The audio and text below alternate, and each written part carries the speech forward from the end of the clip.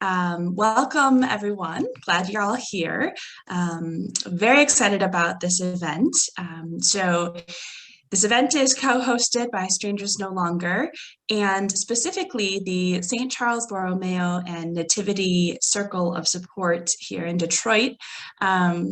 And they will share a little bit more about how this event came to be, but we're so happy to have you all and have some special guests, and we will be recording this event. It actually already is recording because we want to make sure that that this can be on our website and be a resource for individuals and circles in the future as we need to continue to write letters of support for our beloved circle members, network members, and just other parish and community members who might be needing our support.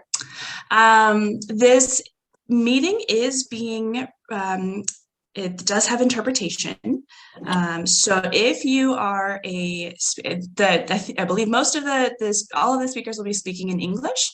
But if you are a Spanish speaker, you can click, or if you just want to hear the Spanish version, you can click on the interpretation button at the bottom and click the Spanish channel or click the English channel, and that will give us the interpretation in the language we prefer. So, si están conectados y quieren usar la interpretación. You're connected and you wish to use the interpretation. Dionela is here to do the interpretation. So you just have to click on the interpretation icon. And then you choose the channel of your preference. So with that, I just again welcome everyone, and I will from here hand it over to Nancy Silveri from Nativity Parish to open us in a prayer. Oh, one more before Nancy gets started. I will ask everyone to put themselves on mute so that we don't have any background noise, and then the speaker, you'll just have to unmute yourself as you go to talk. Nancy? Okay. Well, let's quiet ourselves and bow our heads. Heavenly Father, you created us in your own image and likeness, but sin has twisted the minds of men, and throughout the world there is much injustice and much carelessness of the rights of other people and our own personal responsibility. We are called to play the Good Samaritan. We are called to be in relationship with one another. You have promised to dwell wherever two or more of us are gathered in your name. In our community, we are many different people. We come from many different places and have many different cultures. So Lord, please help us to love with our whole hearts, generously and often, today and every day. Open our hearts that we may be bold in finding the riches of inclusion and the treasures of diversity among us. Help us to welcome the refugee, share our gifts, build bridges of trust, not walls of fear. Seek justice and peace for all people, thereby bringing Christ's light to the world. We pray all this in faith. Amen. Thank you so much, Nancy. And now I will hand it over to Roger Frink from St. Charles Borromeo Parish, and he can give us a little bit more background of how this event came to be and what to expect for the day. Okay, thank you, Amy, and thank you, Nancy, for the wonderful prayer to start us off with. It was very nice, appreciate it. So I'm with the St. Charles Nativity Circle, and our circle is supporting an immigrant woman who lives in Detroit with her 2 children. And we were asked to write letters of support for an upcoming hearing. I had some background about letter writing for immigrants in support before, and so we got started, and different members of our circle sent me letters via email, and then I collected the letters, I printed them, and I was getting ready to deliver them to her lawyer. And then I discovered in a conversation with the lawyer that the letters needed to be signed. They also needed the writer's ID, either a copy of their driver's license or what have you. So we had to regroup and, kind of start again, and we had better advice to what to do. So I was able to then get the letters, the hard copies with the signatures, and deliver them to the lawyer. But it was a little bit of a process, and we discovered that we really needed a little more guidance. So Veronica Beltran contacted our circle and offered to do this workshop. So we're very grateful to have her and Maura here today, because now we can get some good advice about how to write effective letters for the future when this occurs and we need to use our skills again. So with that being said, I would like to read some brief bios of our two presenters. And first with us is Veronica Beltran. Veronica Beltran is the legal director of the Southwest Detroit Immigrant and Refugee Center. The Southwest Detroit Immigrant and Refugee Center is a nonprofit that provides pro bono services and representation to immigrants and refugees in the Southeast Michigan area. Ms. Beltran graduated from Detroit Mercy Law in 2020. During her time as a student, she worked for the Immigration Law Clinic at Detroit Mercy Law and was continuously involved in community efforts that supported immigrants. Next, we have Maura Corrigan. Maura Corrigan is a member of the Circle of Support at St. Charles Nativity. She's an attorney at Butzel Law in Detroit. She previously served as Justice and Chief Justice of the Michigan Supreme Court, Judge and Chief Judge of the Michigan Court of Appeals, and Director of the Michigan Department of Human Services. She has been a visiting fellow in poverty studies at the American Enterprise Institute and a state and federal prosecutor. She continues to work in child welfare and poverty studies. So now I'd like to turn it over to Veronica and Maura, whoever would like to begin. Thank you.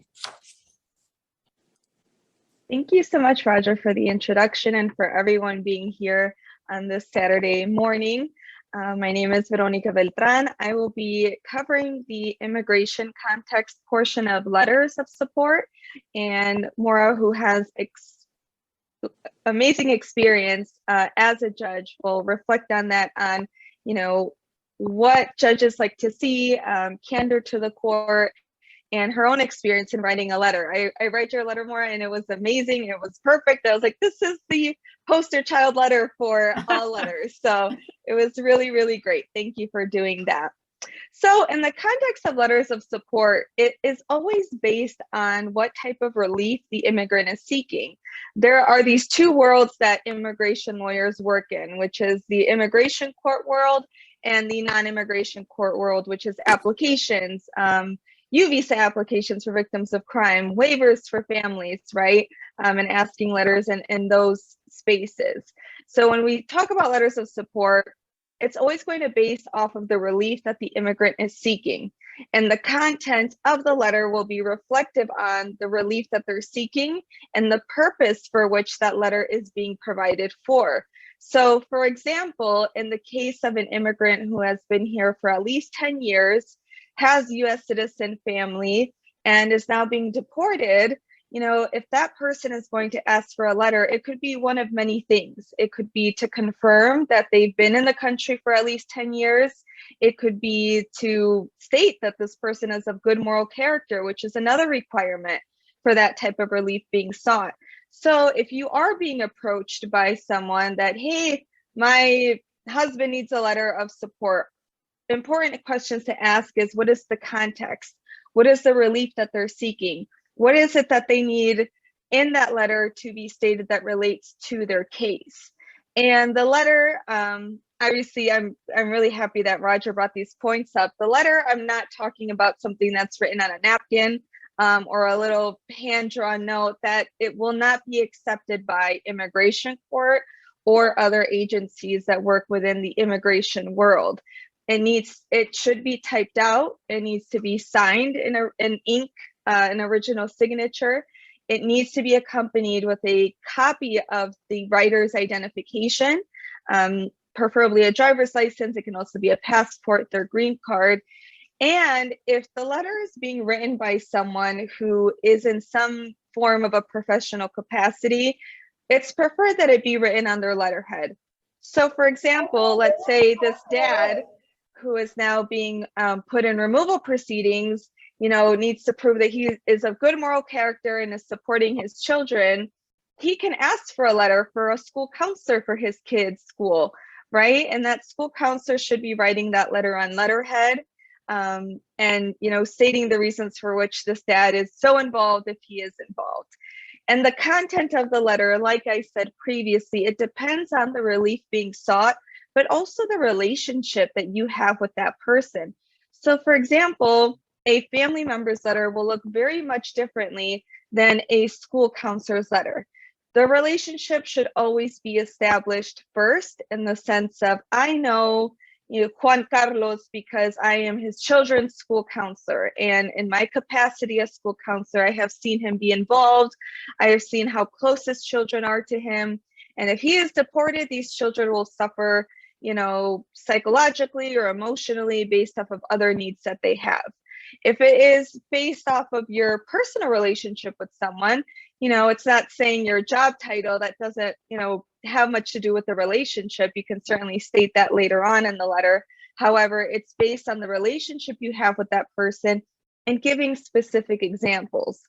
Another example of letters that we ask for is not just letters of support, but is letters of witnessing how someone has suffered from the trauma that they have undergone, whether it's in their home country or here in the United States, right? So let's say it's someone that you have supported in your circle of support, and you have actually, heard that person's story directly and have been supporting that immigrant through their trauma.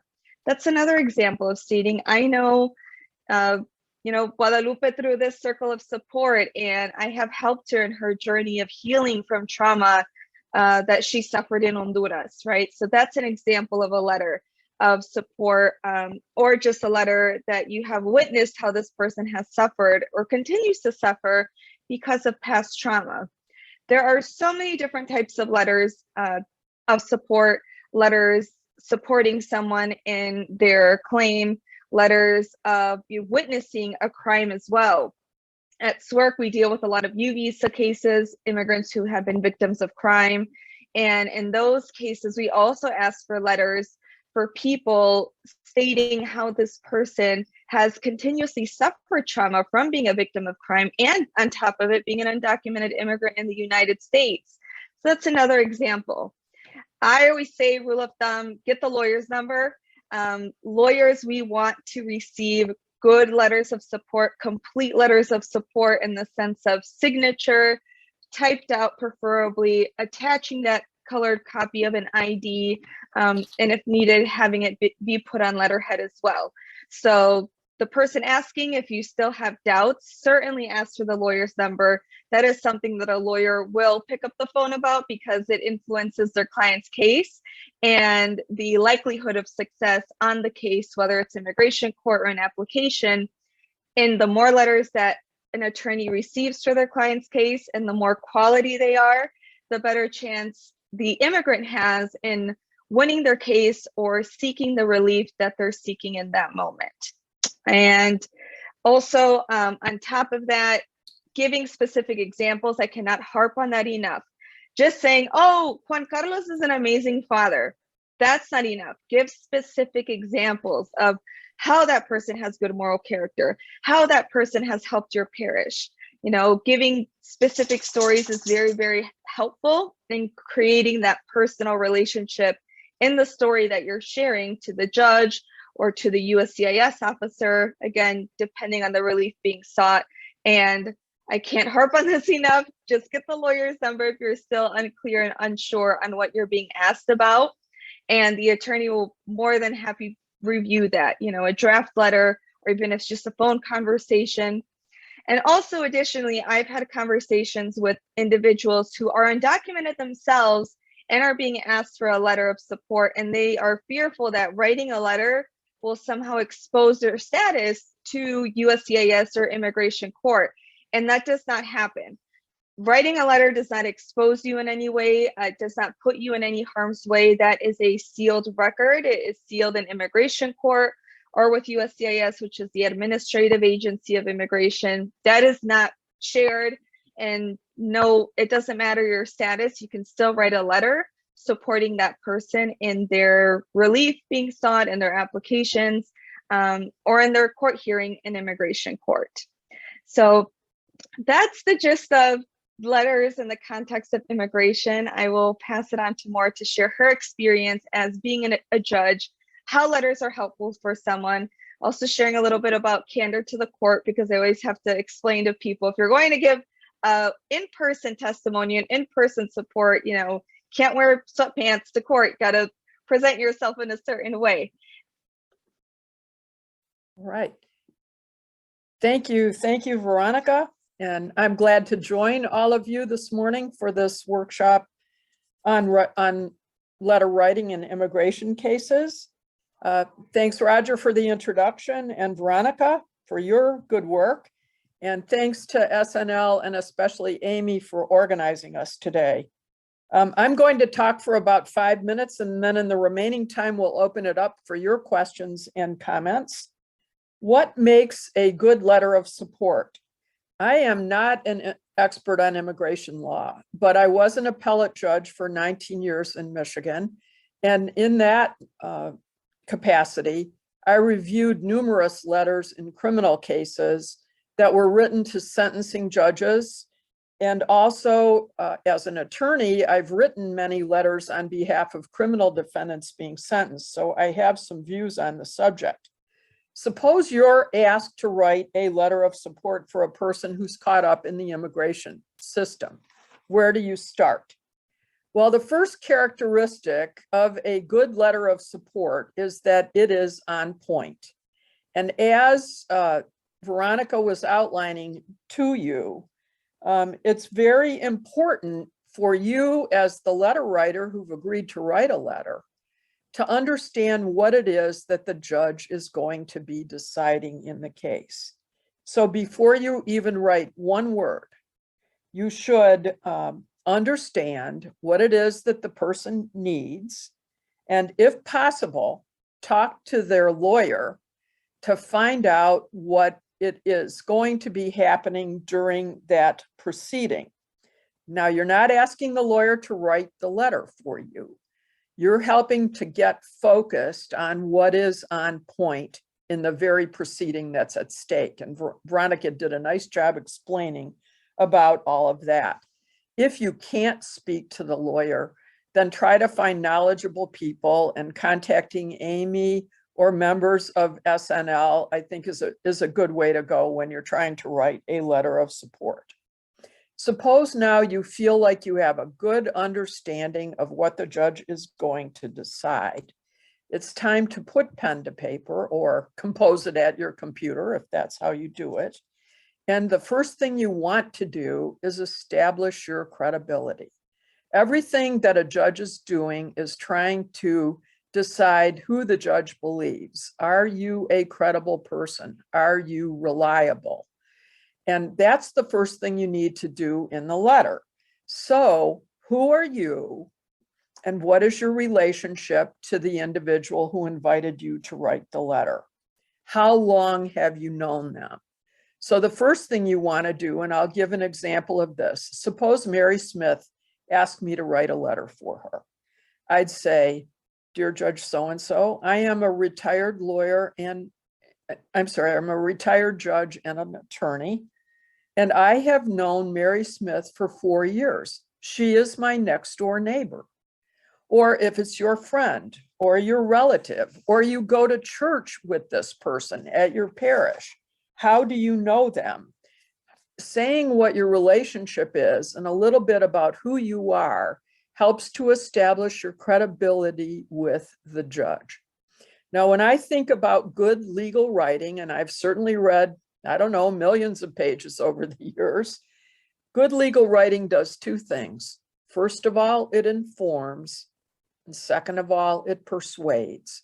So you're telling the judge what you know, and you're also hoping to convince them of your position. I like to go back to the dictionary and what persuade means, and it means to provide a sound reason for doing something. I can't tell you what those good reasons are. You know the reasons that you support this individual. You have to put that down on paper or on your computer and provide a sound reason for the judge to rule in favor of the person you're writing for. The second characteristic of a good letter is that it is short and simple. Judges have lots to read. I used to read 3,000 pages of briefs a month when I was on the Supreme Court. Be merciful to the judge. They don't need 25 pages from you. So when you get done with your draft and you've put out why you're a credible person and why and what the reasons are, go back and cut it down. Don't write too much. Make it short and simple. So, and the judges will appreciate that they can understand what you've written. Once you have this draft letter, get somebody that you trust to read it over for substance and for style. And that means check your grammar, check your spelling, and check the substance. And if they have some ideas for you to make revisions and they make sense to you, go ahead and do it. And then you've finalized your draft. I'm not going to repeat what Veronica said to you about your letter. I do think it's important you remember it's a business letter and that you include your address and you include the judge's address and the case name and the case number right there up in the caption. And I would recommend in the last paragraph of your letter that you give them your email and you give them your telephone number so that if they have any questions, that they can contact you and follow up with you. Give the court a chance to do this just in case. And I'm going to cut the rest of what I had since it duplicates things that Veronica said. That's everything that I've tried to talk to you about is what I think is candor to the court. And that's the most crucial thing that you can do on behalf of the people that you're writing for. So I wish you the best in all this. And if there's a way that I can help you in the future, even though I'm not an expert in this area, happy to do so. So thank you for listening. And at this point, we're ready to take any questions or comments that anybody in the group has. So thanks. I have one. Veronica said when you attach your ID to make sure that it's a colored ID. I didn't do that. It was black and white. Is that like significant? That's okay. When I submit exhibits to the court, I prefer to submit them colored so that it doesn't leave room for any blurriness or anything. If it's clear, that's fine. There's no requirement on that. That's just me being a nitpicky attorney and trying to be a perfectionist, and what I present to the court looks nice and put together. All right. So the important thing is clear. Correct. Clear. Thanks, Judy. It looks like Andrea has a question. Yeah, so I wanted to ask for clarification on the letterhead portion that was discussed. So if I'm a student and researcher at the University of Chicago, but that doesn't exactly have any relationship to the person I'm writing a letter to, so it's my sister's husband. Do I still use that letterhead, or is the letterhead only if it has that relationship to the individual? I would not use letterhead from the University of Chicago in the instance you're describing, because you're not writing as an employee of the university, and you're not in any way don't want to be construed to misrepresent a connection to the university when you're not writing in that capacity. So I wouldn't use letterhead if I were you. I'd use your personal stationery, or plain paper is fine. Thank you.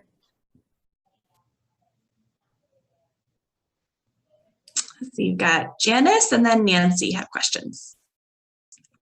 Okay, one of my questions was about letterhead too, and I think it's just been answered, but to double check, I don't even know if they would allow it, but does that also mean that we should not ask to put our letter on St. Charles letterhead since we're a parishioner? And that's how we know her. I mean, that's how I know her, it's because I was a parishioner and I got involved in the group.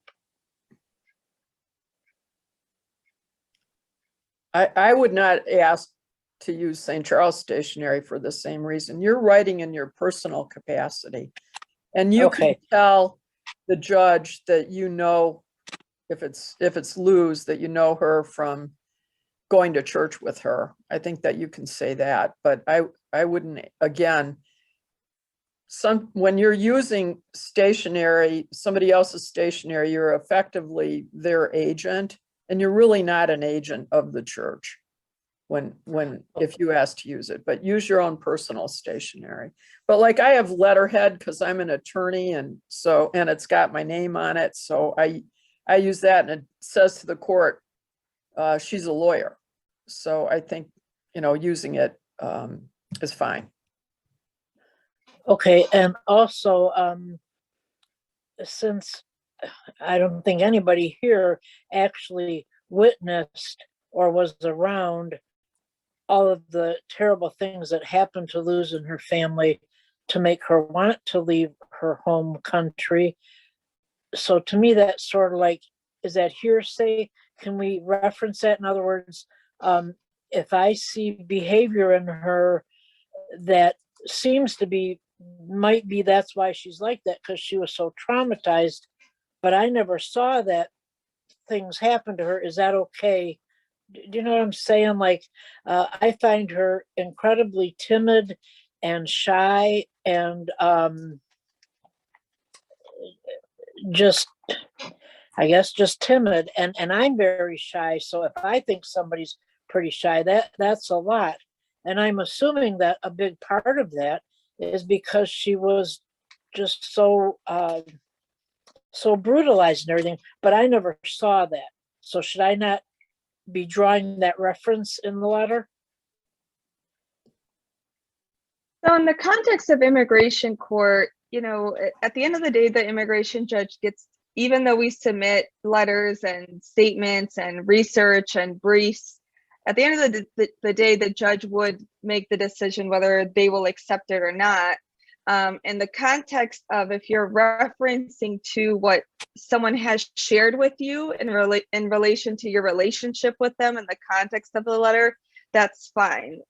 We're not asking for someone to transcribe everything that someone has shared with someone, but it can be used as a reference as to the letter. So for example, if it's in the situation of this individual, it's, they came to our church because they immigrated to the country and we're helping her because she's seeking asylum, and this, she shared with me what she's gone through. So it's in reference to your relationship to give the context to the letter, but you're not transcribing everything that she has gone through, or really anyone has gone through in that sense. Okay, thank you. And wouldn't it be fair to say, Veronica, that there's not the same sort of restriction on hearsay in this proceeding as there, and that's true in our state courts in Michigan as well. When you're talking about letters of support and sentencing, for example, you can reference hearsay. That's not a problem. It's not the same restrictions as if you're a witness testifying in court. So that's correct. And actually, immigration court is different in the sense of how a judge establishes credibility of a claim.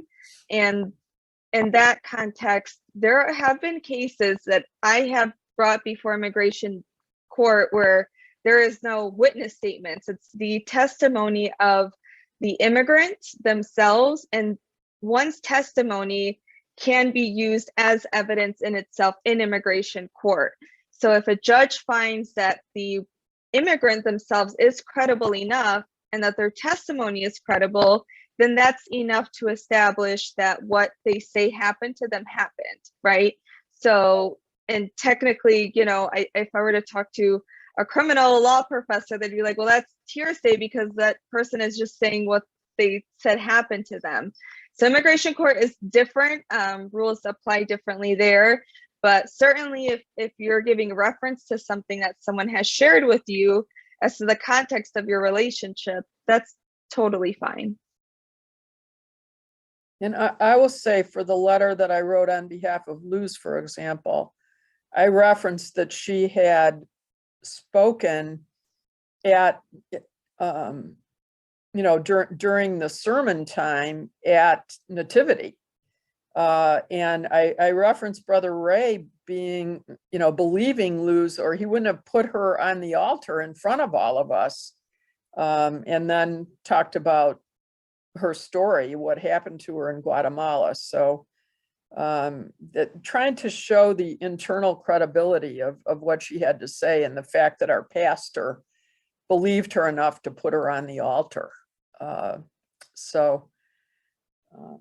Just think about how do you establish that something's truthful?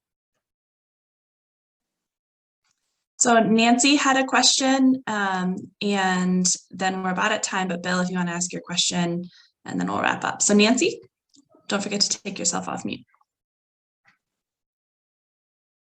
I just wanted to confirm with Veronica, I'm very sincere. If my letter needs any tweaking, I'm more than happy to do that. So thank you. That's all. A quick question on Luz.